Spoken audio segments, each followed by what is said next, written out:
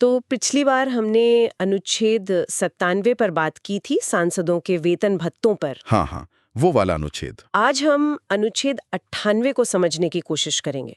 ये संसद के सचिवालय से जुड़ा है। सेक्रेटेरिएट ऑफ पार्लियामेंट, हाँ। सवाल ये उठता है कि संसद के ये जो दोनों सदन हैं, लोकसभा और राज्यसभा, इतना सारा काम, इतना जटिल काम, आखिर ये सब मैनेज कैसे होता है?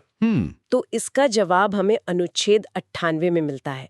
चलिए इस पर थोड़ी गहराई से बात करते हैं आज। हाँ, ये बहुत अहम सवाल है। देखिए, संसद का रोज का काम कितना ज्यादा है।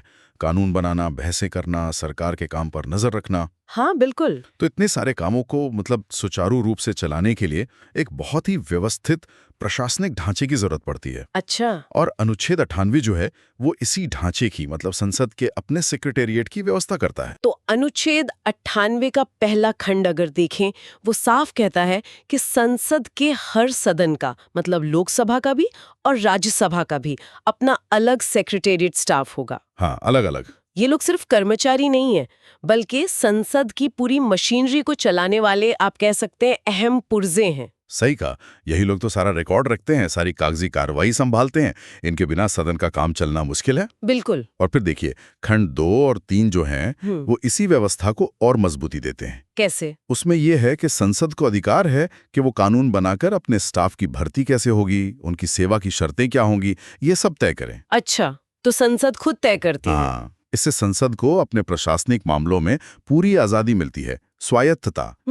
और एक दिलचस्प बात यह है कि जब तक संसद ऐसा कोई कानून नहीं बनाती, तब तक पता है कौन नियम बनाता है? कौन? जब संविधान बन रहा था, तब ये सोचा गया था कि संसद को अपने प्रशासन में पूरी आजादी मिलनी चाहिए। हाँ।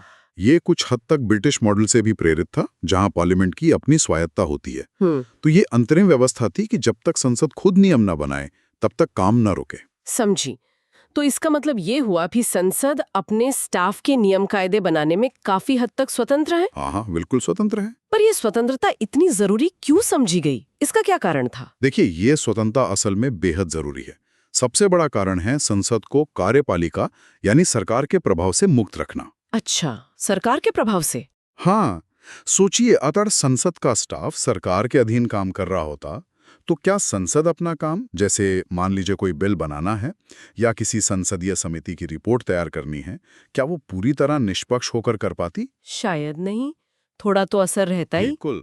तो एक स्वतंत्र सचिवालय ये पक्का करता है कि संसद अपना काम बिना किसी बाहरी दबाव के, बिना किसी दखलंदाजी के पूरी कुशलता से कर सके। तो ये स्वतंत्रता सिर्फ किताबी नहीं है, इसका सीधा असर रोजमर्रा के काम पर पड़ता है। हाँ, बिल्कुल। जैसे मान लीजिए लोकसभा में कोई नया बिल आता है, तो अनुच्छेद 98 के तहत जो लोकसभा का सचिवालय है, जिसके हेड महासचिव होते हैं, सेक्रेटरी जनरल। हाँ, तो वो सचिवालय ये पक्का करता है कि बिल सही फॉर्मेट में हो, उसका ठीक से अनुवाद हुआ हो, वो चर्चा के लिए सांसदों तक पहुंचे और फिर पूरी कार्रवाई का रिकॉर्ड सही से मेंटेन हो। सही। और संसद ने अपनी इस शक्ति का इस्तेमाल भी किया है, जैसे वो लोकसभा सचिवालय भर्ती और सेवा की शर्तें नियम बनाए गए हैं। बिल्कुल बनाए हैं।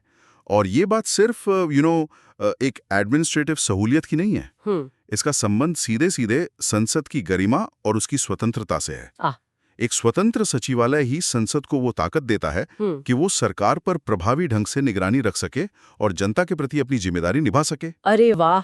हाँ, और इसी संवैधानिक महत्व को सुप्रीम कोर्ट ने भी अपने कई फैसलों में माना है, उसको रेखांकित किया है। तो कुल मिलाकर बात यह है कि अनुच्छेद 98 संसद को अपना कामकाज चलाने के लिए एक स्वतंत्र प्रशासनिक मशीनरी देता। हाँ, एक इंडिपेंडेंट मशीनरी। और ये उसके प्रभावी और निष्पक्ष तरीके से काम करने के लिए बहुत ही जरूरी है, अपरिहार्य है। बिल्कुल, एसेंशियल। ये पक्का करता है कि लोकसभा और राज्यसभा दोनों के पास अपना काम संभालने के लिए अपना डेडिकेटेड स्टाफ हो। सही। चलिए, तो अगली बार हम अनुच्छेद 99 पर बात करेंगे। वो संसद सदस्यों द्वारा ली जाने वाली शपथ या प्रतिज्ञान से संबंधित है। हाँ, ओथ और एफिलेशन। जरूर। और जाते जाते एक सवाल शायद सोचने के लिए छोड़ सकते हैं हम। हाँ, बताइए। कि भाई, आज का दौर देखिए, संसदीय कामकाज का तरीका बदल रहा है, तकनीक बदल रही है।